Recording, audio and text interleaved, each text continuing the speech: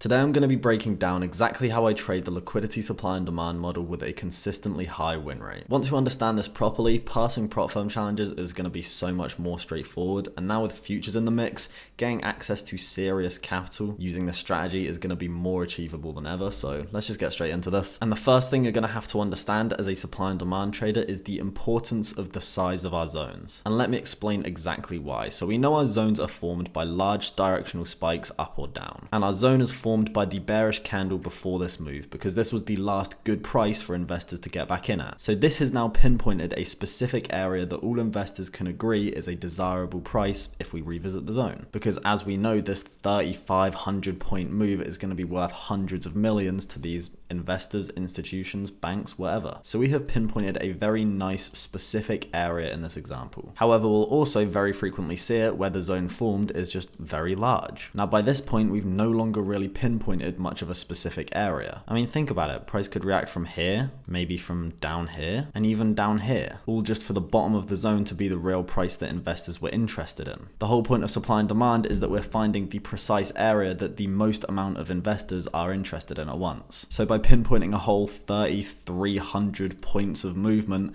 we're not really pinpointing much of an area at all. So this zone could easily fake out multiple times before ever even winning. So even though your directional bias might be correct and the zone ends up winning, you're going to get faked out multiple times before it ever does so, and those are the zones that we don't really want to be involved in because we know we can just wait for a zone like this and chances are it will just win off the first reaction. Because this way, as long as you have your directional bias correct, then chances are price isn't just going to break past this last low, and with a small size zone there's not much area for it to react from down here, so chances are it's just going to go upwards. But with a larger zone, there's still so much space that we could potentially react from down here, so it just makes it far less likely to win. And this example on screen right here is a very good example of a small zone. We've pinpointed a very specific area, so when price reacts from it, we know that it's reacting from our zone and not just some random small retracement. But this also shows a very good example of my next point, which is recent breaks of structure. Now, it may sound very simple, but the amount of times I see people taking setups with just 0 breaks of structure as of recent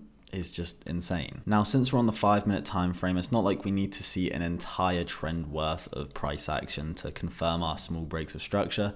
For the 5-minute, all I really need to see is recently maybe this much structure, because clearly recently we've been breaking highs. We know that we're in the short-term trend on the 5-minute time frame. I don't need to go into the 4-hour time frame and see where we're moving on there because we could simply be a small upper wick for them. But on the 5-minute time frame, we do want to have some recent breaks of structure to confirm generally where investors are looking at. The amount of times that I've seen somebody taking a setup that looks more like this, where price was clearly downtrending as of very recently, and we've just seen 0 breaks of structure, is crazy, because price isn't telling us that we're even going to make a retracement big enough to hit our 1 to 4. In my mind, we've made a clear double top right here. We're reacting from this structure level, potentially even just an area of supply on the way down, and we have no reason to be placing a buy position here. This isn't a good price. This is price most likely about to break past the low. And having a decent directional bias is one of the most key things towards having a good win rate. And it's also something that I personally am extremely confident in. It's like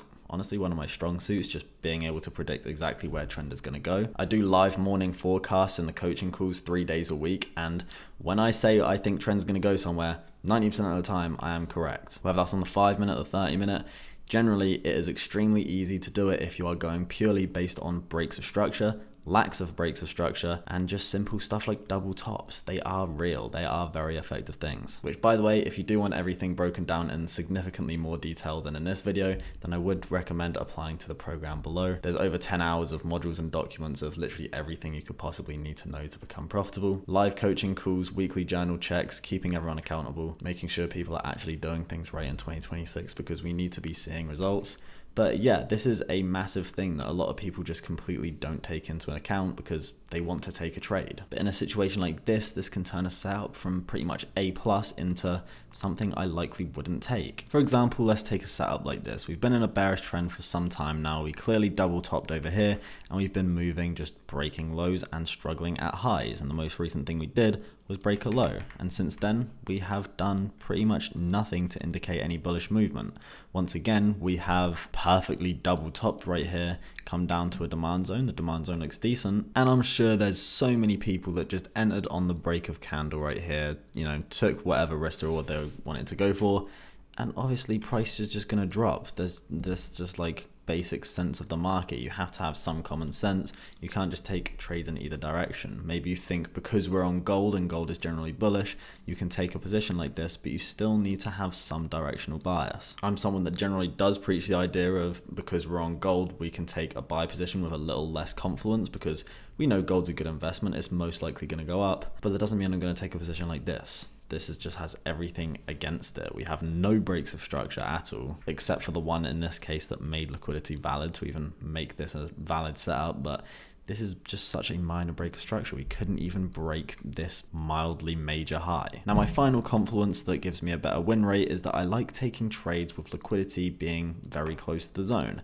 Now, I don't mean, you know, half a pip away from the zone like right here, because then on some brokers it may be seen as tapped, maybe less investors will get in there, but any distance around here or higher is pretty much perfect, because then we know that price is going to take liquidity, tap our zone at the same time, and then move off. Obviously, trading the LSD model, we have to have this level of liquidity in front of our zone, but the further our liquidity is from the zone, the longer that it will take for price to reach our zone after taking it. Sometimes it will even give it so much time to where it takes the liquidity, has a small retracement, and then comes back to the zone. And by this point, we took liquidity like 30 minutes ago.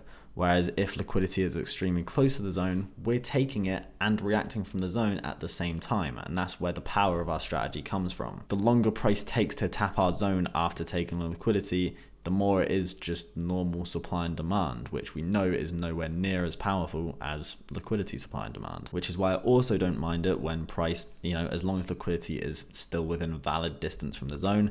If it was too far away, then it's just invalid anyway, because people aren't really looking at it as a level of liquidity. But if we take this level right here and then come down to the zone within, you know, one candle, and then we see our bullish candle reaction, this is more desirable to me, because I know even though yes, looks quite far away from the zone, at least we've taken it and then reacted from our zone at the same moment. You know, in this case, we've filled in a bunch of fair value gaps. We've reached a great price for investors.